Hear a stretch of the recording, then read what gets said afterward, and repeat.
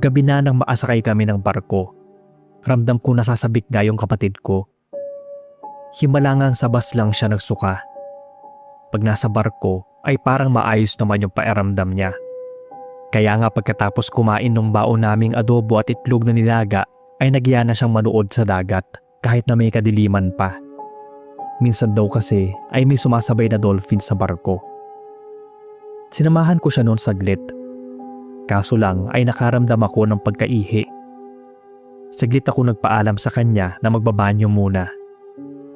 Hindi na niya ako nilingon dahil abala siya sa pagtanaw sa dagat. Pagkagaling ko ng banyo ay agad ko siyang hinanap. Wala na kasi siya sa pwesto niya nang umalis ako. Ibang babae na yung nakita kong naroon. Halos nalibot ko na nga yung buong barko pero wala si Joy. Sinubukan ko na nga rin siyang i-text at tawagan, kaso ay walang signal dun sa dagat. Bumalik ako kung saan ko siya huling iniwan. Umikot ako at nakita ko siyang andoon pa rin sa pwesto niya. Kaya hindi ko agad siya nakita dahil natatakpan siya ng isang babaeng may katabaan din. Napansin ko agad na yung babae ay nakahawak sa pusod at noo ni Joy. Hindi agad ako nakakilos nun. Kinilabutan ako sa nakita ko at natakot na baka kung anong gawin niya sa kapatid ko. Mahina kong tinawag si Joy.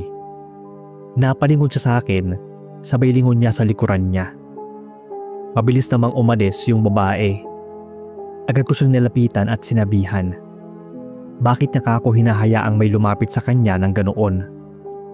Halos yakapin na siya nung babae. Hindi daw niya napansin na hindi ako yon. Ang akala raw niya ay bumalik na ako at ako ang may hawak sa kanya. Pagkasabi niya sa akin nun ay bigla na lang siyang nasuka. May lumapit sa aking isang may katandaang babae rin. Andoon lang daw siya sa likuran namin. Matagal na daw niyang pinagmamasdan yung babae. Parang may ginagawa daw sa kapatid ko. Ang akala raw niya ay kilala namin. Pero narinig niyang pinapagalitan ko si Joy. Ang sabi niya, baka may itim na karunungan daw yon o di kaya ay aswang. Tapos balak pasakitan at aswangin yung kapatid ko. Pinaupo namin si Joy na hawak pa rin ang tiyan niya. Bigla raw kasing sumakit yon. May sumabat din na kasama ng matanda na baka raw nausog yung kapatid ko. Nakita rin daw pala niya yung ginawa sa kapatid ko. Hindi lang daw nila masita dahil parang kilala daw ito ni Joy. Sinabi ko na kaming dalawa lang ang magkasama. Nagboluntaryo silang hanapin yung babaeng yon para daw malawayan si Joy. Pero bumalik sila at sinabing hindi na nila makita. Umiiyak na namimilipit sa sakit si Joy. Hindi ko rin alam ang gagawin. Wala akong alam sa mga ganong bagay. May baong langis yung matanda. Kasama kasi nito yung anak at mga apo niya at proteksyon daw talaga yon. Maraming raw silang nasaksihang inaaswang sa barko. Kaya nababaon na sila ng langis na may orasyon at mga pangontra. Pinahid niya yon sa tiyan ni Joy. Binigyan niya rin ako ng kaunti sa plastic na lagayan ng soft drinks. Itabi ko raw yon kay Joy at huwag ko raw pababayaang mag-isa yung kapatid ko. Siguradong babalikan daw nun ang kapatid ko. Tinabihan ko siya nun habang natutulog sa upuan. Nakaidlip na rin ako. Pero maya akong napapadilat dahil parang may dumadaan sa harapan namin. Kapag naman didilat ako ay wala. Hinawakan ko yung braso ni Joy at muling nakatulog. Pero nagising na lang ako noon na humihiyaw si Joy. Nananaginip pala ito ng masama. Pinagpapawisan din siya ng malapot. Napagala ang tingin ko sa paligid. Yung pakiramdam na parang may nag-aabang na mga matang nakatingin sa'yo. At nahuli ko ang nakatitig sa amin ang isang ale. Nakabanda na ito na halos natatakpan na ang muka. Bigla itong umiwas ng tingin at umalis.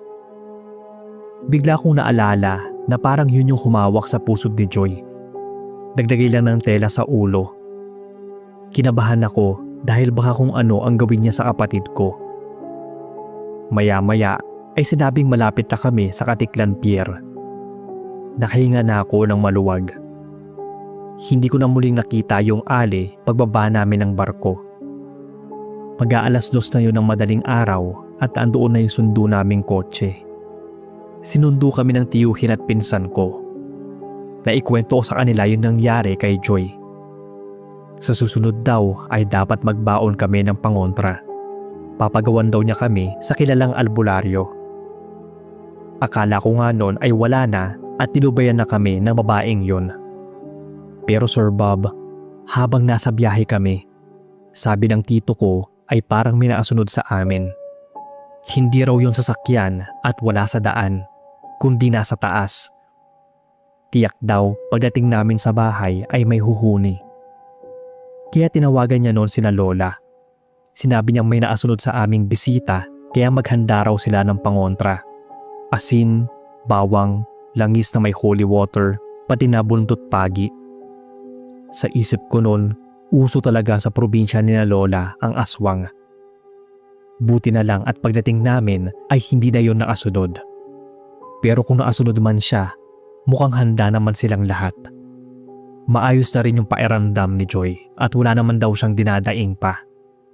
Salamat naman din sa Diyos at naging maayos yung pag-i-stay namin sa Aklan, pati na yung pag-uwi namin pabalik ng Caloocan nun. Mga 13 years ago na rin to nangyari. At magpasa hanggang ngayon, palagi pa rin kaming may dalang asin at ilang pangontra tuwing lalabas at babiyahe kami. Hello po sa inyo, Boss Bob. Tawagin na lang akong Joey.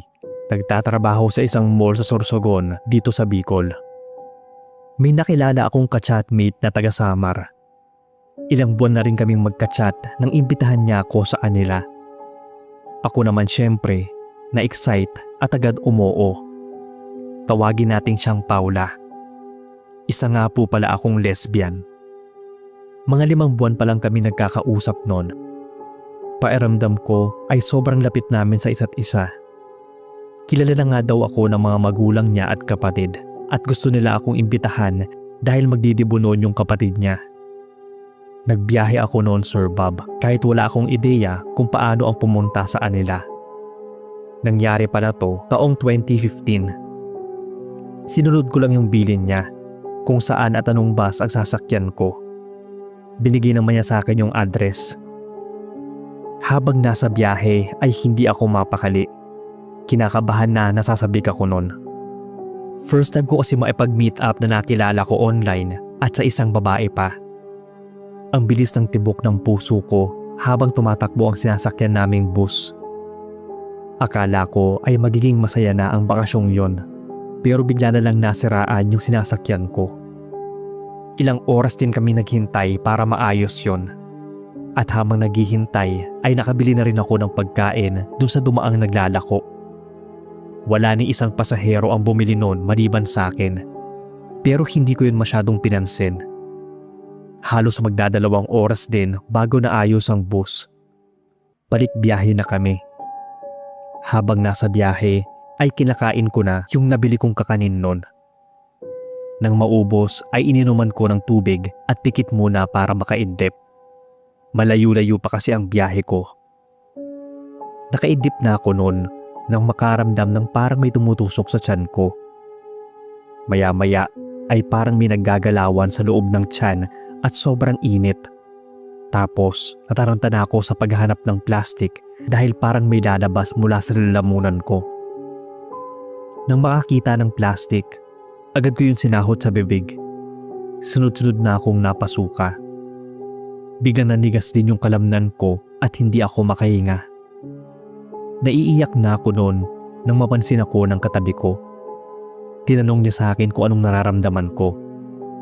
Ang sabi ko ay nasusuka at naninikip ang dibdib. Nanginginig na rin ako noon at sabi nga ng katabi ko ay putlang-putla na rin daw ako. Nang iangat niya yung kamay ko ay nangingitim na ang mga kuko ko. Tapos humihilab na rin ng sobra yung tiyan ko. Kinapa ko yun at naiyak na lang ako nang maramdaman na parang lumulobo yun. Medyo nataranta na rin yung katabi ko at sinabing mukhang nakiligig daw ako. Ano daw ba yung kinain ko? Sinabi ko na bumili ako ng kakanin dun sa naglalako. Napalatak yung babaeng katabi ko at sinabi niyang sa lugar daw na hinintuan namin ay wala gaanong bumibili doon dahil madalas sinasabing nakikilkig. Lugar daw yon ng mga mangkikilkig o yung mga nangkukulam o nambabarang na lalasunin ka gamit yung pagkain. Kailangan daw akong magamot agad bago kumalat yung lason sa katawan ko. Tinanong pa nito kung saan ako bababa. Sinabi ko yung lugar ng ka-chatmate ko. Malayo pa raw yon. Kailangan ko raw na makakain ng asukal. Pumaro nun yung babae at sinabing nakilkig nga ako. Kailangan ko lang daw ng asukal para madala sa ospital. Dahil kung hindi, ay baka hindi na ako abutan ng hapon. Buti at pumayag dun yung driver. Nakabili ng asukal yung babae at bigla akong sinubuan ng isang kutsara nun. Ramdam ko na nga ang paninigas sa mga muscles ko nun at hindi ko talaga magalaw ng maayos. Dagdagan pa ng paninikip ng dibdib. Medyo nakahinga na ako ng maluwag. Tinawagan ko si Paula nun at pinakiusap ko yung babae kasi mas magkakaintindihan sila. Pareho kasi sila ng dialect. Sinabi ni Paula na aabangan niya ako at didiretso kami sa paggamutan. Yung excitement ko na makita siya ay napalitan ng matinding pagkabahala. Buli na naman kasi akong nagsusuka at that time ay hindi na ako makapagsalita. Hindi na rin ako makalakad dahil naninigas na yung mga muscles ko sa paa. Dinala nila ako sa ospital at na-confine. Sumunod na araw naman noon ang debut ng kapatid ni Paula. Buti at naagapan naman daw ako. Saktong araw ng debut ay nagpa-discharge ako. Akala ko nga ay tuluyan na akong gagaling, pero hindi pa pala. After ng kasiyahan sa debut ay muli akong nagsusuka at sobrang nangihina ang katawan ko. Ibabalik sana ako ni Paula sa ospital pero sabi ng nanay niya ay sa manggagamot na lang. Baka naorasyonan daw yung kinain ko.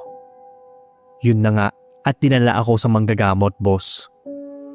Lason daw na nagmula sa hayop ang nilagay sa pagkain ko. Inorasyonan din daw yon. Buti at nadala daw ako sa ospital. Nawala na yung kamandag. Kailangan na lang din daw bawiin yung orasyon sa akin. Ganoon nga ang ginawa ng manggagamot. May binigkas din siyang salita para tuluyang mawala yung lason sa katawan ko. Umayos naman yung pakiramdam ko matapos yon, pero hindi ko talaga na-enjoy yung 4 na araw na bakasyon. Kinailangan ko na rin bumalik ng Sorsogon para sa trabaho. Patuloy pa rin kami nag-uusap no ni Paula. Pero kalaunan, nawalan din kami ng communication. Siya yung tumigil. Hanggang sa nalaman ko na lang na nag-asawa na siya ng lalaki. Hindi ko tuloy alam kung ano yung mas masakit at nakakatakot noong mga panahon na yon. Yung malason ba o mabigo sa pag-ibig. 10 years ago na rin to nangyari, pero hindi ko talaga makakalimutan yung kalbaryong inabot ko sa biyahe papuntang Samar. Hello po sa inyong lahat. Ako si Richel, taga-Abangkalan, Negros. Itong kwentong gusto kong i-share sa inyo ay tungkol sa nangyari sa amin ng ate ko nung araw na ipinanganak niya yung panganay niyang babae. Habang ipinagbubuntis pa lang ni ate, ay may napapansin na kami noon sa isang kakalipat lang ng apartment na kapitbahay namin. Nasa ibang bansa kasi si kuya, yung asawa ni ate, at ako ang kasakasama niya habang nagdadalang tao siya. Itong sinasabi kong kapitbahay ay hindi pa ganoong katandaan. Parang kaedad nga lang ito ni ate na 38 years old that time. Simula nang dumating ito ay palagi na itong nakatanaw sa bintana. Napansin ko yon sa tuwing lalabas kami ni ate. Nakasunod ito ng tingin sa amin. At nang minsang mag-isa si ate sa labas ay nilapitan ito ng babae. Naipagkilala daw ito at naipagkwentuhan sa kanya. Nung una ay hindi ko naman ito pinag-isipan ng masama. Baka gusto lang nitong maipagkaibigan. Inoobserbahan ko lang siya. Sa aming dalawa kasi ng ate ko ay ako ang hindi masyadong palakaibigan. Hindi ako mabilis magtiwala. Simula nang magkakilala sila ay palagi nang naghahatid ng ulam yung babae at palagi pa yung karne. Buti at hindi sinabi ni ate noon na vegetarian siya, kaya hindi niya ginagalaw yung pagkaing dala nito. Lalo na ako dahil wala rin akong tiwala sa luto ng iba. Kaya masama mang magtapon ng grasya ay tinatapon namin yon. Wala kasi kaming alagang hayop. Sa tuwing nakikita ko itong kausap ni ate ay palagi na lang itong nakangiti na minsan tingin ko ay pilit na. Naging malapit nga sila sa isa't isa. Nahahawakan na nga ng babae yung tiyan ni ate at pinapayagan naman siya nitong himas-himasin. Kapag nakikita ko yon ay pasimple ko siyang nilalayo. Di kasi nag-iingat. Nanggaling din kami sa probinsyang na uso noon ang sinasabing aswang. Kaya dilingit sa kaalaman ko. Kinagabihan nung makita kong hinahawakan nito ang tiyan ni ate ay sumakit ang tiyan nito. Daing ito ng daing. Hindi pa niya kabuwanan kaya nagtaka ako dahil parang manganak na siya. 7 buwan pa lang yung bata sa tiyan niya. At dahil hindi na raw niya kinakaya ang sakit ay nagtawag na ako ng masasakyan naming taxi. Pinsan namin ang driver nun kaya natawagan namin ito kahit anong oras. Mahaba-haba pa ang biyahe dahil may kalayuan ang ospital mula sa amin. Habang nasa taxi kami ay panay pa rin ang daing niya. Natataranta na rin nga ako kung anong gagawin para kumalma siya. Naarating na kami sa ospital noon at mahigit 1 oras din ang biyahe. Medyo huminahon naman si ate. Kinabahan kami dahil may dugo nang dumadaloy sa hita niya. Pero ang sabi ng doktor ay maayos naman daw ang baby. Kailangan lang daw ni ate na magpahinga at huwag ma-stress. Sa totoo lang, wala namang gaanong ginagawa si ate sa bahay. Kaya nakapagtatakang muntikan na siyang makunan. Iniwan ko muna siya saglit para bumili ng makakain at gamot na rin niya. Pagbalik ko sa silid ay may naabutan akong babaeng sumisilip doon. Nanindig yung balahibo ko noon pagkakita ko sa kapitbahay namin na dali-daling umalis. Nang paalis nga kami ng bahay noon ay nakita ko pang nakasilip ito sa bintana kaya imposibleng nasa ospital ito gayong ilang minuto pa lang naman kaming naroon. Hindi mawala sa isip ko kung bakit sinisilip niya si ate kaya lalong lumalalim ang duda ko sa kanya. Mukhang may iba itong binabalak kay ate. 2 araw din siyang nanatili sa ospital noon. At nang maarating kami ng bahay, andoon ay babae at nakaabang. Nakangiti ito at may dala na namang pagkain. Sinigang na baboy daw yun. As usual, hindi namin yun kinain. Napansin kong hindi pa rin siya umaalis sa labasan namin. Mukhang nakasilip pa yun sa bintana namin, kaya ipinasok ko na lang muna sa ref yung bigay niya. Kinagabihan ay hindi kami pinatulog ni ate. May kumakaluskos sa dingding namin kung saan katabi din ang dingding ng kapitbahay namin yon. Parang gustong butasin yung dingding namin. Sa inis ko ay pinukpok ko yon sabay sabing magpatulog ito. Hindi nun makatingin sa akin ng maayos yung babae ng sumunod na araw. Talagang tinitigan ko siya ng masama. Alam kong siya lang ang pwedeng gumawa nun dahil silid niya ang katabi ng dingding namin. Nagtaka ako na hindi ko na yun nakita ng sumunod pang araw. Sabi ng may-ari ay umalis daw ito ng madaling araw at nagmamadali. Nakahinga ako ng maluwag. Siguro ay alam niyang alam ko ang binabalak niya kay ate. Isang gabi nun, biglang sumakit ang tiyan ni ate. 1 week pa bago ang kabuwanan niya, kaya hindi namin masyadong napaghandaan yun. Muli na naman naming tinawagan yung pinsan namin. Habang nasa taxi kami at buwang biyahe ng gabi, bigla na lang may tumawid na babae. Ang sabi ng pinsan ko ay bigla na lang yun sumulupot mula sa kung saan. Ang akala nga niya ay nabundol niya ito. Pero nang tingnan daw niya ang ilalim ng sasakyan ay wala namang tao. Hindi din namin yun nakita sa tabi ng daan.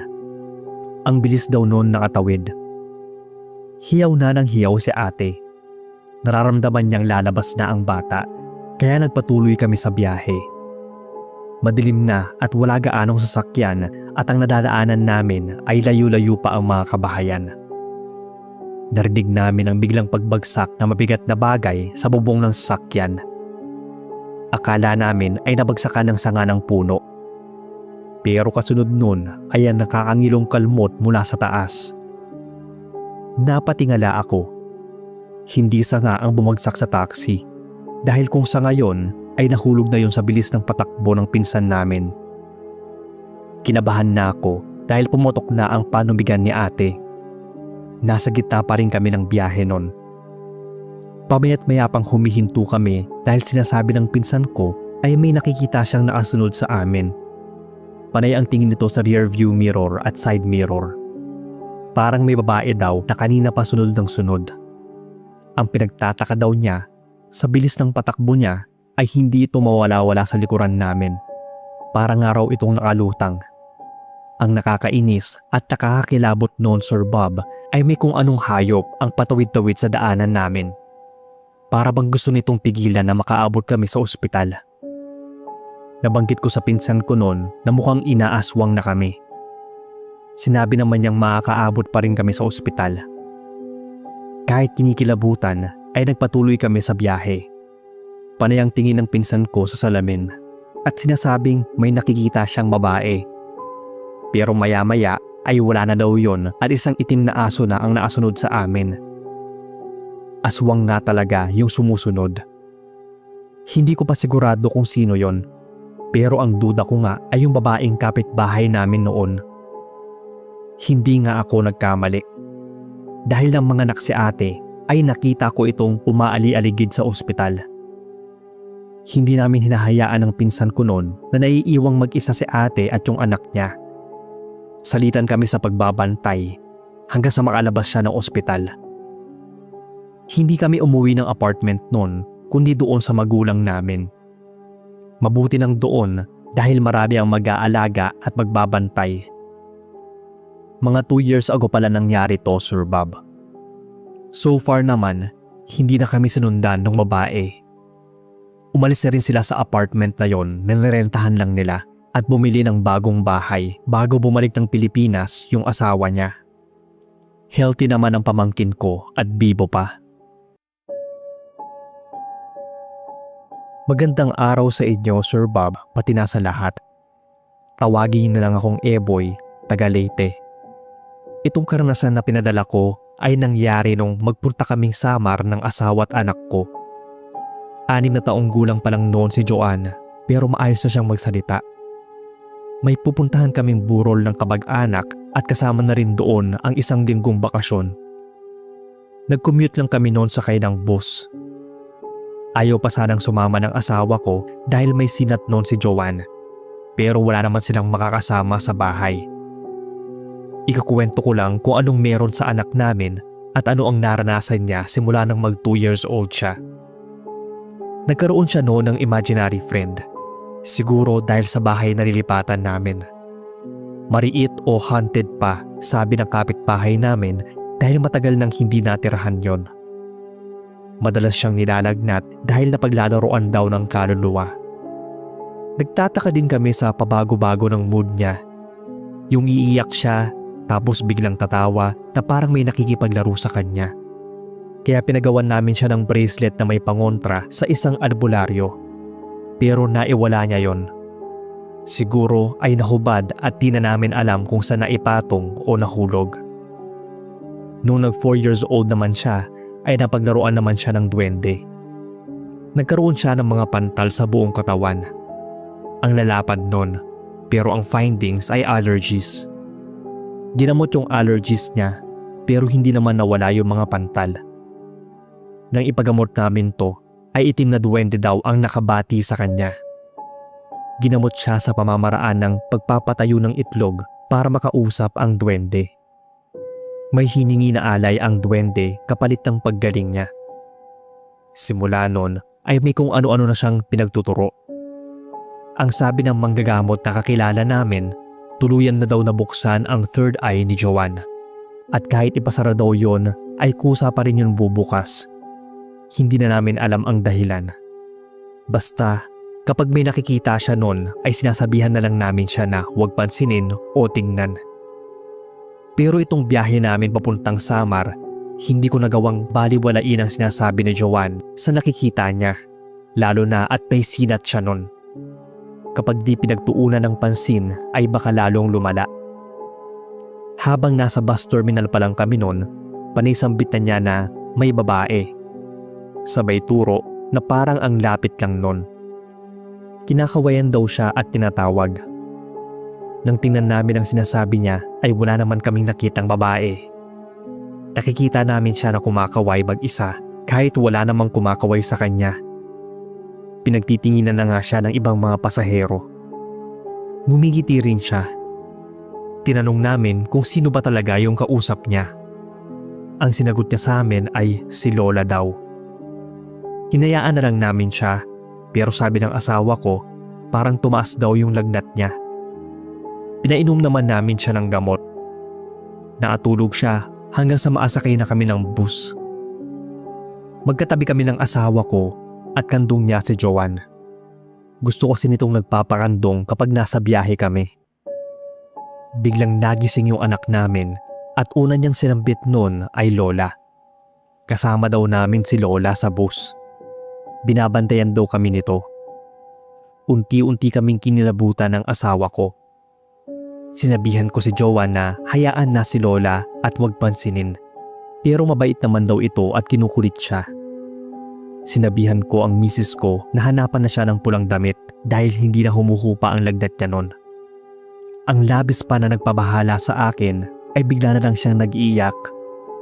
Pinagkukurot daw siya sa pisngi ng matanda at nakakatakot na raw ang itsura nito. May sugat daw ito sa ulo at nagdurugo yun. Medyo nahihiya na nga ako noon dahil pinagtitinginan na kami ng ibang mga pasaherong malapit sa amin. Panay iyak at sumbong kasi si Joanne. Pero nung mapalitan siya ng pulang damit ay bigla siyang natahimik. Maya-maya naman ay naatulog siya. Kahit papaano ay naging maayos din yung biyahe namin. May paminsan-minsan lang na magigising siya at biglang iiyak. Siguro ay nakikita pa rin niya yung tinatawag niyang Lola. Nakampante lang ako nang maarating na kami sa Buluan. Tumuloy muna kami sa isang kamag-anak bago pumunta sa Lamay. Gabi kami pumunta nun. Isang baryo lang naman ang pagitan. Balak na rin naming doon na matulog. First cousin ng nanay ko ang namatay. Ang alam namin ay nabagok ang ulo nito dahil nadulas sa banyo. Habang papunta kami sa bahay nun ay may malaking tarpaulin ng larawan nito sa labas. Nagulat kami nang makita yun ni Joanne. Tinawag niya yung si Lola. Kami naman naguluhan. Panilingon niya sa picture na yon. Yun daw yung Lola na nakasunod sa amin. Hindi yun pinapansin ng asawa ko pero ako kinikilabutan na. At nang makalapit na kami doon sa kabaong, doon na lang talaga nagtaasan ang mga balahibo ko nang sabihin ni Joanne na andoon daw sa likuran namin yung babae sa picture at sa kabaong. Napawalang hiya ng mahina noon yung asawa ko, sabay layo sa kabaong. Dinala niya si Joanne sa kusina kung saan andoon ang mga pinsan ko. Nagtanong siya noon kung ano daw ang pangontra sa kaluluwang sunod ng sunod. Nang tanungin siya ng mga pinsan ko kung sinong kaluluwa, natigilan sila nang sabihin ng asawa ko na nanay nila. Kaya ayon, mabilis silang nagkayayaang magdasal muna. Simula naman ang suotan ng pulang damit si Joanne ay unti-unti nang nawala yung lagnat niya. Nang ipinagdasal nila ng tahimik ang kaluluwa ng kanilang nanay at huwag nang magpakita sana kay Joanne dahil nagkakasakit ang bata, ay mukhang sumunod naman ito. Tinanong kasi namin si Joanne kung andoon pa si Lola. Nilibot niya ang tingin at sinabing wala na. Hindi naman kami maapaniwala noon na nagawa kaming sunduin ni Tia mula Leyte. Siguro ay gusto lang niya kaming makarating ng maayos. Ngayon ay teenager na si Joanne at hanggang daw sa ngayon ay nakakakita pa rin daw siya ng mga multo at elemento. Salamat Sir Bob kung inyong mabasa ang kwento namin. Sana lang ay ma-feature nyo to sa channel para mapakinggan naming mag-anak. Hi sa inyo Boss Bob at sa lahat ng mga tagapainig. Tawagin na lang akong Jasper, taga Zambales. Itong kwento ay karanasan namin ng mga barkada kong nakasama ko sa pamamasyal sa Baguio. Nangyari ito taong 2017. Kakatapos lang namin sa college noon. Yun yung pinakauna naming bonding pagkatapos ng ilang taong di pagkikita-kita dahil busy sa school. Medyo malayo din ang pupuntahan namin, kaya para ma-enjoy ang buong araw ay binalak namin magbiyahe ng gabi para na rin iwas sa traffic, hindi mainit at higit sa lahat wala gaanong ibang sasakyan. Nasa 7 kami nagbiyahe noon, puro kami lalaki ang nagsalitan sa pagmamaneho. Mabuti nga at gabi kami nagbiyahe dahil wala talagang traffic. Mga alas 10 siguro yon. Naging maayos din yung pamamasyal at outing namin sa Baguio. Marami kaming napuntahan. Ilan na doon yung Laperal White House at Teachers Camp. Nagpicture-picture din kami sa mga lugar na pinuntahan namin, tapos nagpahinga sa isang hotel. Matapos ang tanghalian ay muli kami nagdibot-libot. Papagabi na rin nang makauwi kami. Nung una, wala naman talagang kakaiba sa biyahe.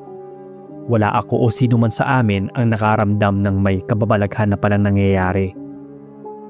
Hindi namin alam kung saan nagsimula, kung sa Baguio ba o doon sa pinuntahan namin o sa mismong biyahe lang. Habang nagmamaneho si Luis, bigla na lang napadaing ng sakit si Martin, sabay angat sa braso niya.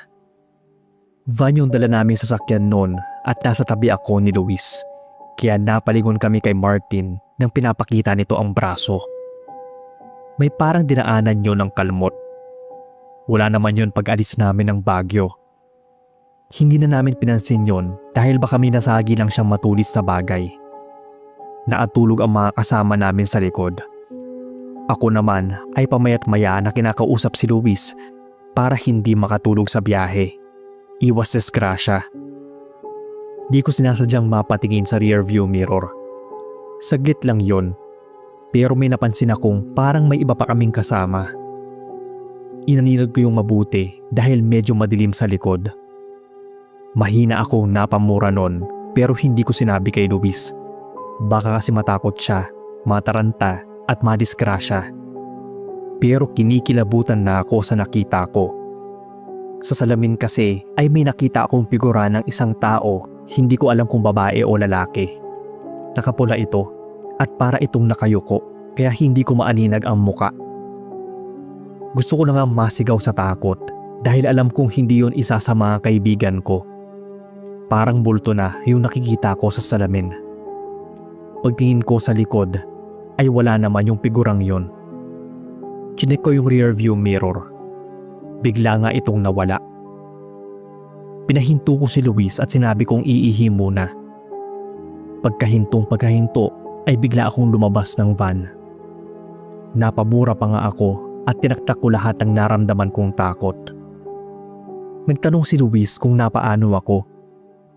Binuksan ko ang pintunon sa likod at pinalabas ko muna sila kahit na alimpungatan pa.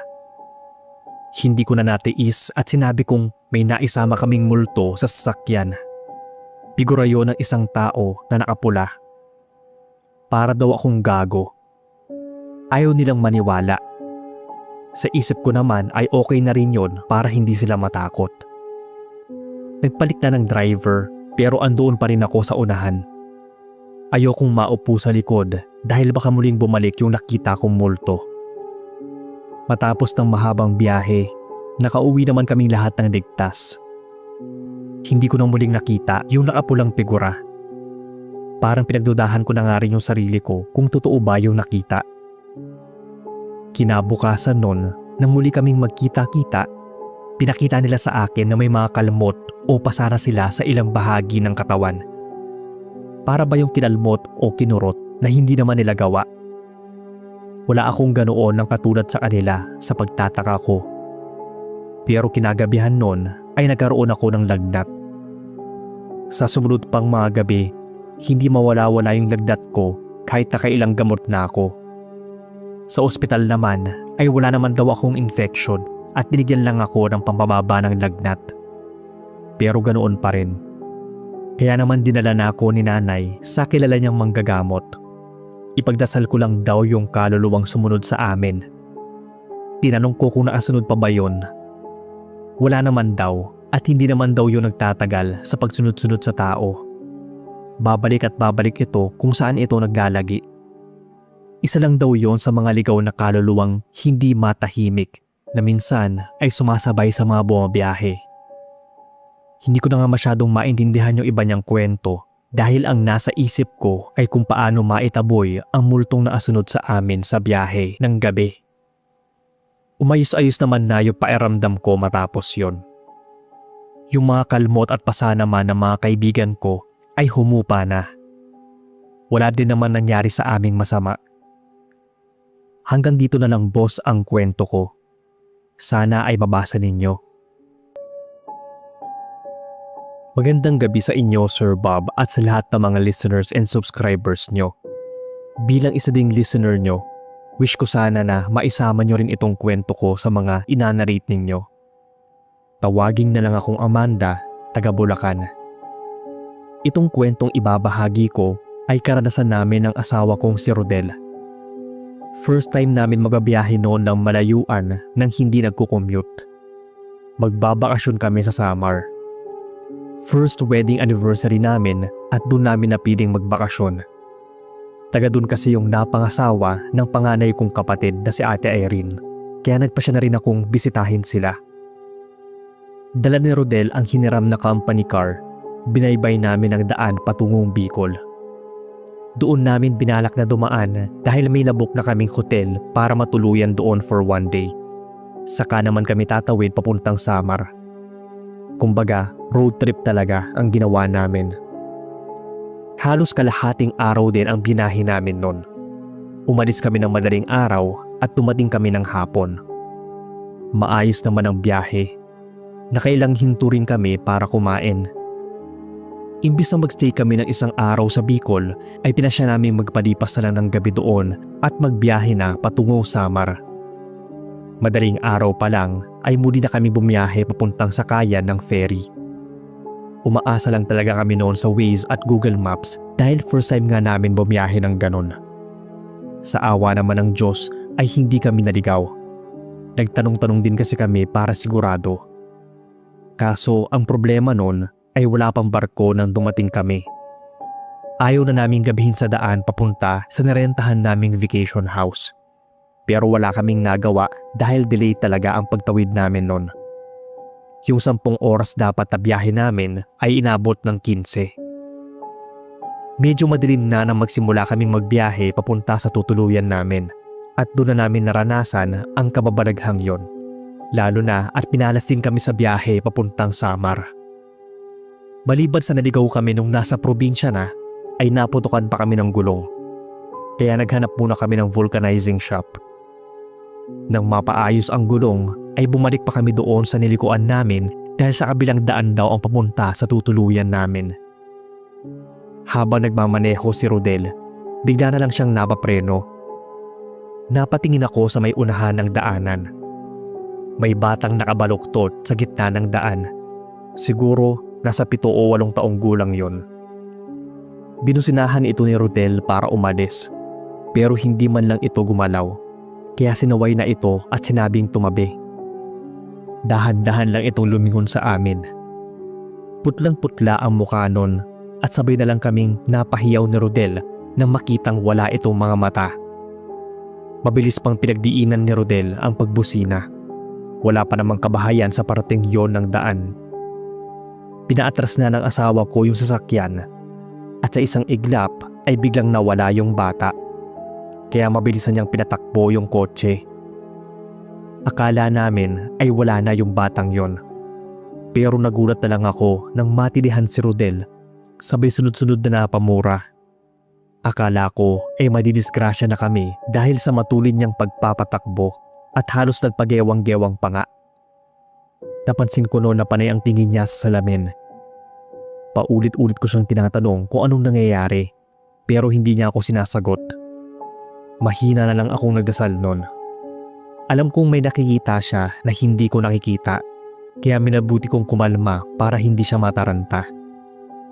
Nang lumaon ay naging mahinahon na ang patakbo niya. Nang may makita kaming kainan ay nagyaya muna siyang kumain Bigla kasi siyang nanghina. Habang kumakain kami ay doon na niya naikwento yung nakita. Habang nagdadrive daw siya noon ay napatingin siya sa rearview mirror. Akala daw niya ay kung anong figura lang yung nasa likuran namin. Pero nang titigan niya, unti-unti daw nabuo. Figura daw yon ng batang nakita namin sa gitna ng daan. Sinundan daw kami nito at parenteng nakaupo sa backseat. Kaso lang, parang kinokontrol daw nito ang manibela at mukhang balak kaming madisgrasya.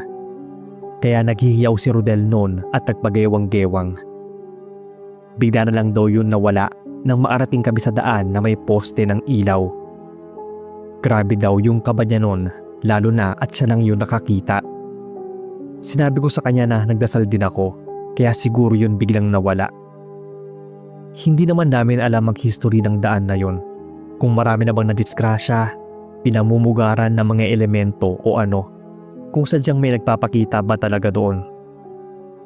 Tinanong ko yung kapatid ko, pero hindi naman daw nila alam. Baka nagkataon lang. Baka kinailangan lang daw bumusina sa madidilim na lugar na nadadaanan namin. Nadaanan din namin yon pambalik, pero umaga naman na yon. May araw na. Hindi na nakakatakot yung lugar. Pero wala talagang kabahayan at ilaw doon sa parte. Nasundan pa nga yung pagbabakasyon namin sa Samar at masasabi kong maayos naman ang mga naging biyahe namin. Yun lang talagang isang yon ang nakakakilabot na karanasan namin sa biyahe papuntang Samar. Baka siguro bago lang kami sa lugar o dahil sadyang lapitin kami ng ganong nilalang. Ito lang po muna ang kwento ko, Sir Bob. Sana ay mabasa ninyo at marinig namin sa inyong channel. Magandang araw sa inyo, Sir Bob, pati na sa lahat ng mga listeners nyo. Tawagin niyo lang akong Cha, taga Buena Vista, Guimaras. Marami na akong narinig na kwento nyo na ang iba sa mga senders ay galing sa lugar namin. Totoo na noong kapanahunan ni na lolo at lola ay maraming napapabalitang may mga naninirahan ditong mga aswang. At kahit nga sa ngayon ay may nababalitaan pa ring paggala-gala dito sa lugar namin. Hindi nga lang ganon kabulgar. Itong karanasan ko ay nangyari taong 2015 nang magpunta kaming magkakaibigan sa isang lamay. 18 years old pa lang ako noon. Ayaw sana akong payagan ni na mama, pero pinagpaalam ako ng mga kaibigan ko at nahiya na ngang tumanggi sa kanila si mama. Kumbaga, napilitan na lang itong payagan ako. Nagbili na lang siya na huwag masyadong magpagabi. Last lamay na kasi yun ng nanay ng kabarkada namin at inimbitahan kami na doon na maghapunan. Mag-aalas 7 nang daanan ako ng mga kaibigan ko sakay ng tricycle. Hiniram pa yon ng kaibigan naming si Miguel sa tiyuhin niya. 5 ang pwedeng sakay nun, 6 sa driver. 2 sa harap, 2 din sa likod, at 1 sa likod ng driver. Bali 5 kaming sakay nun, tapos si Miguel na siyang nagmamaneho. Nakaupo ako sa likuran mag-isa dahil si Dean ay umangkas sa likuran ni Miguel. Si Amy at Ada ang parehong nasa harapan. Maginaw na nun at medyo umaambon pa. Sinabihan ko si Dean na samahan niya ako sa likod. Kaso nagkatuksuhan na at ayon biglang nahiya. Inabot din ng halos 1 oras ang biyahe. Malayo-layo kasi ang lugar at sa dulong baryo pa yung lamay. Parang karugtong na nga yun ng Jordan. Pagdating namin ay kakaunti na lang ang mga taong kumakain. Ipinagtabi na lang niya kami ng makakain nun dahil dito sa amin ang huling araw ng lamay ay parang fiesta. Nagdadagsaan ang mga taong kakilala at kaanak para maghapunan. Nagkatay kasi ng baboy at nagluto ng dinuguan, pansit at tinatawag na ubod ng nyog. Sabi ng kaibigan namin ay tinuro lang daw yon ng kamag-anak nilang taga-Aklan. Uso daw talagang lutuin yon sa Aklan. Habang kumakain kami ay may biglang pumasok na isang matandang babae. May katangkaran ito na sobrang payat. Agad itong sinalubong ng kaibigan namin at inalok ng pagkain. Sumalo lang ito saglit sa amin at umalis din. Ang naapagtataka lang ay hindi ito gumalaw ng ulam na naroon. Pagkatapos itong kubuhan ng kanin ay nagpunta ito sa likod ng bahay kung saan may mga tinatadtad pang hilaw na karne. Hindi naman namin alam kung anong gagawin niya doon. Hindi na namin yun pinansin. Pero nagulat kami nang sitahin siya ng nagtatadtad ng karne. Yun pala ay nangihingi raw ito ng hilaw na karne dahil gusto raw nitong ihawin yon. Para tumigil ay binigyan na lang daw ito ng ilang hiwa. Bigla namang nawala yung matanda pagkatanggap ng karne. Tinanong ni Amy kung kamag-anak ba yon ng kaibigan namin, pero hindi raw. Hindi nga raw yon nila kilala at basta bigla na lang sumulpot. Mukhang may something daw sa pag-iisip kaya pinagbigyan na lang para walang gulo. Pasado 10:00 nang magpasya na kaming umuwi. Tinabihan na ako ni Din sa likod nun. Nagulat na lang kami nang papaalis na kami. Andun na yung matanda at may kiangkas daw ito hanggang sa kanila. Hindi na naatanggi si Miguel dahil umangkas na ito sa likod niya. Pambihira at sobrang tahimik namin nun. Nakakailang kasi ang presensya ng matanda. Nang dumaan kami sa madilim na bahagi ng daan ay napakapit ako sa braso ni Din. Sobrang dilim kasi noon at wala talagang poste ng ilaw. Nakakakilabot na parang may bigla na lang hahablot sa'yo. May usap-usapan pa naman noon na sa lugar din yon ay may nakitang malaking hayop tulad ng aso at pato na tumatawid. Yung pato daw ay parang pabo na ang laki at yung aso ay parang leon. Bigla din daw yun nawawala sa kadiliman. Nakahinga naman ako ng maluwag nang maarating na kami sa may poste ng ilaw. Nagtaka na lang kami kay Miguel nang bigla itong huminto at nagtanong kung nasaan na raw yung matanda. Saan daw ito bumaba at kung napansin ba naming bumaba ito. Pero hindi naman nun huminto si Miguel hanggang maarating kami sa may poste ng ilaw. Kaya paanong makakababa yung matanda habang tumatakbo ang tricycle? Sabi ni Ada, baka nalaglag daw ito dun sa madilim na daan. Kasi napansin naman daw niya na nakaangkas pa ito bago pa kami dumaan doon sa walang ilaw. Kaya binalikan pa namin yon dahil baka nga nalaglag ito. Pero nakaabot na ulit kami doon ay wala naman yung matanda. Kaya bumalik na lang kami para makauwi na. Habang binabaybay namin ang daan pa uwi, nakarinig na lang kami ng mga pagaspas ng pakpak na parang sa malaking ibon. Medyo binilisan na ni Miguel ang pagpapatakbo. Pasidip-sidip naman si Din sa taas dahil baka bigla na lang daw itong dagitin si Miguel. Ramdam namin na aswang na yon.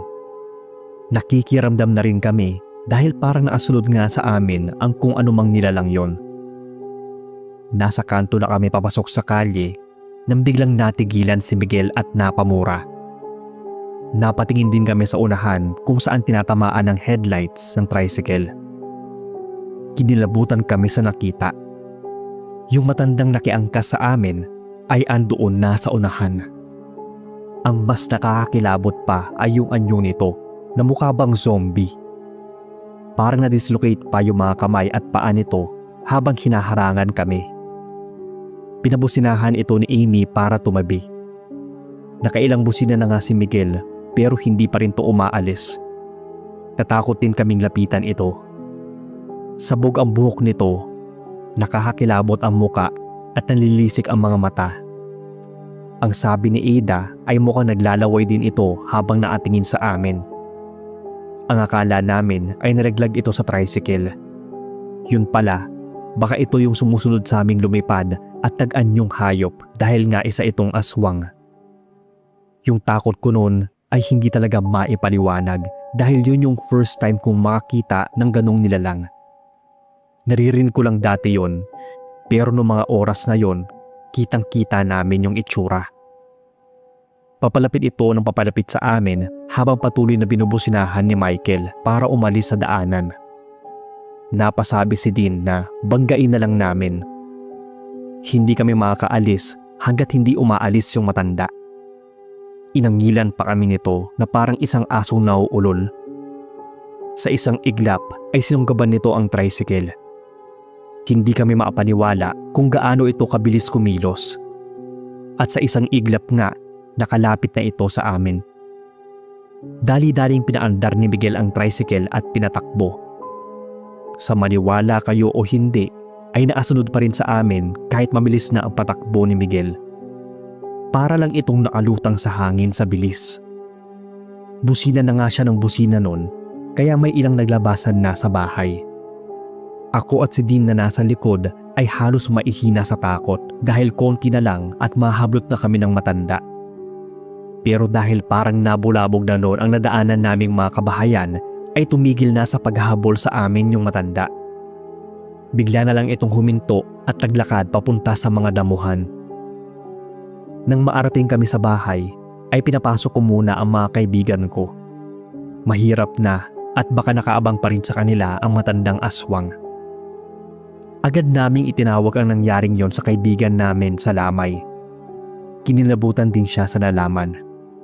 Pinapasok pa naman daw niya sa loob ng bahay nila.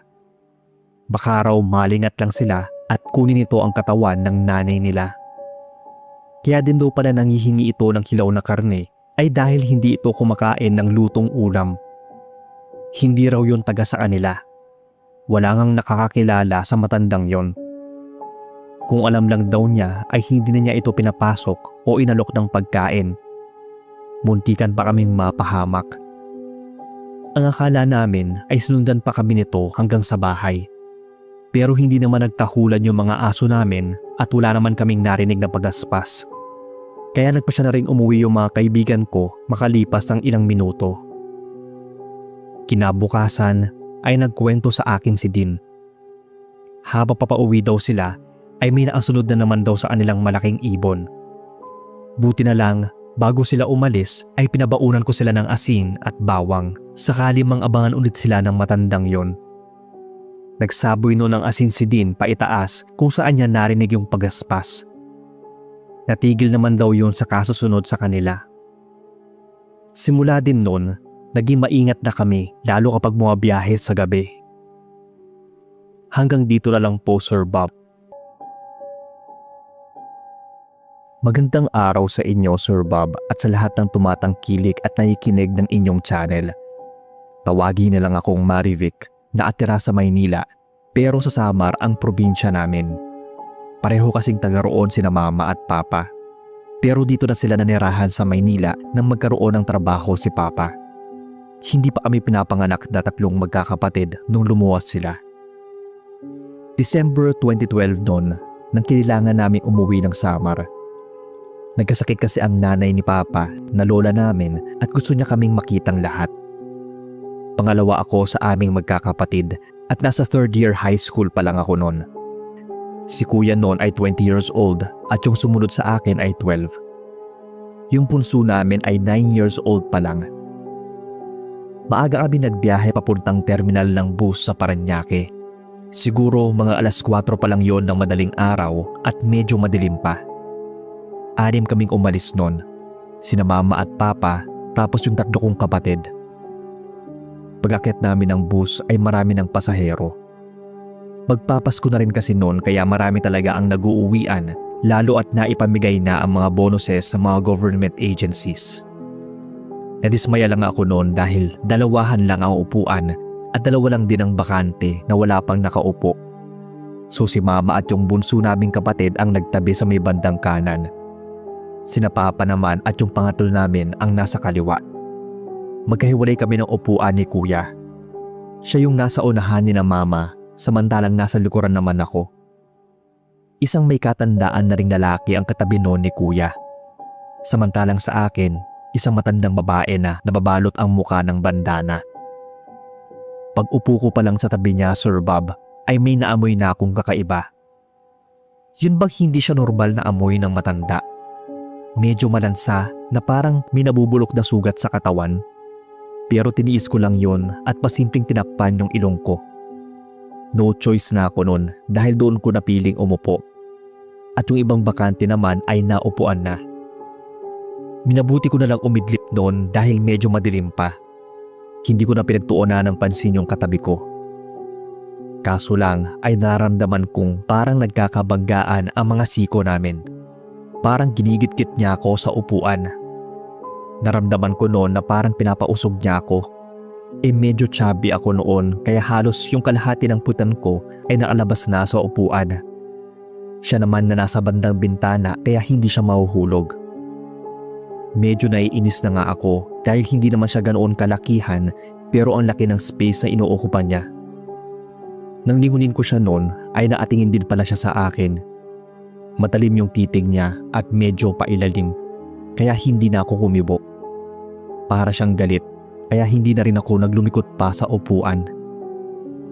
Maya-maya ay naramdaman ko na umuusog na naman siya ng konti kaya napaayos ako ng upo. Sinubukan kong pumikit pero naririnig ko na parang kumikibot-kibot yung bibig ng matanda. Hindi ko alam kung nagdarasal ba siya o nag-oorasyon. Tiningnan ko siya sa gilid ng mga mata ko. Naatingin lang siya ng diretso sa harapan. Pero maya-maya ay nakita ko siyang napalingon sa akin kaya mabilis akong pumikit. Pero agad din akong napadilat nang maramdaman kong parang may umihip sa tenga ko. Mabilis akong lumingon at nakita kong tulog na yung matandang katabi ko. Iginala ko pa yung tingin noon at halos tulog na rin yung mga katapat naming upuan. Tumagilid ako patalikod sa matanda. Maya't maya ko kasing nasisinghot noon yung amoy niya. Medyo nasusuka na nga ako kakalanghap nun. Nang huminto ang bus sa isang kainan ay naki-CR na rin ako.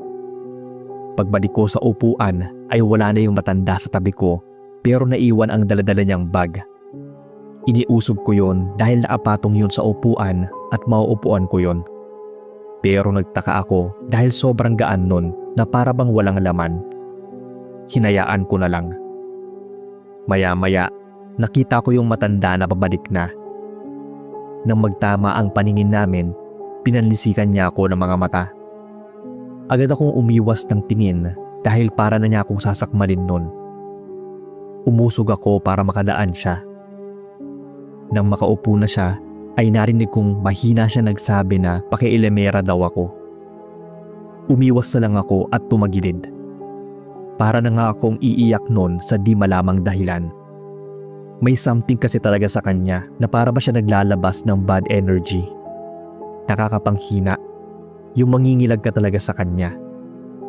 Hindi ko na lang pinansin ang pinaggagawa niya kahit na narinig ko ulit yung parang may inuusol siyang kung ano. Hindi ko alam pero nagiinit ang pakiramdam ko at para akong masusuka. Panay na rin ang tikhim ko noon para mawala yung ganong pakiramdam. Nang huminto ulit yung bus ay tumayo na yung matanda.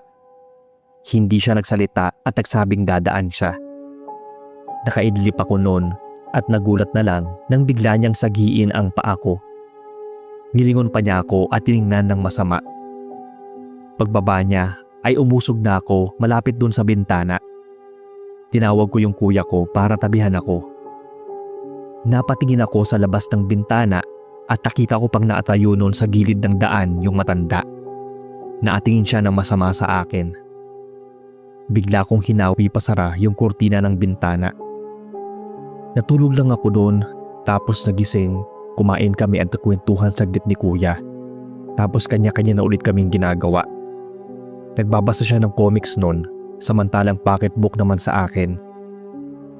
Nang patayin ng konduktor ang ilaw para makatulog ang mga pasahero ay napasandal ako sa bintana. Hinawi ko yung kurtina at naatingin lang sa labas ng nadadaanan namin. Laking gulat ko nang matamaan ng headlight ng bus ang nasa gilid ng daan. Kinilabutan ako nang makita ko yung matanda na nakatayo doon at parang naatingin pa sa akin. Napasinghap ako at narinig yun ni kuya. Napaano raw ako. Sinabi ko sa kanyang wala. Hindi ko agad kinuwento dahil baka namali lang ako ng tingin. Pero sa muli kong pagsilip sa bintana, nakita ko na namang naroon yung matanda sa gilid ng daan. Kaya kinilabutan na ako. Napasiksik ako ng ulo sa likuran ni kuya. Parang maiiyak na nga ako. Habang tinatype ko nga tong kwento, sir, kinikilabutan ako.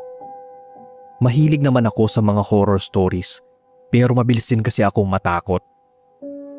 Biglang sumama ang pakiramdam ko nun. Parang muli kong naamoy yung nabubulok na amoy ng matanda at masuka-suka na. Buti na lang at may dala si kuya na gamot para sa pagsusuka. Agad akong uminom. Sinabihan niya akong matulog na lang muna.